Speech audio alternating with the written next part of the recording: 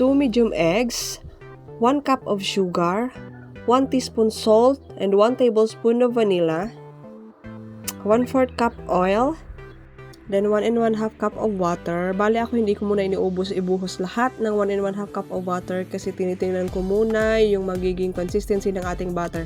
Depende kasi yun sa brand ng ating all-purpose flour.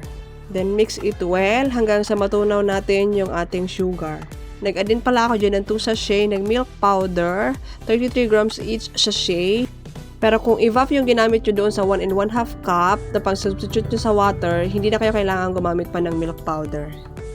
Add 2 cups all-purpose flour. Kung meron kayong cake flour, pwede din. Then 2 tablespoons of baking powder. Mix it well until na mag-well combine yung ating mixture. At yan nga yung tamang consistency ng ating butter. Hindi siya malapot, hindi rin siya masyadong matubig. Syempre, yung cheese for toppings, huwag kakalimutan.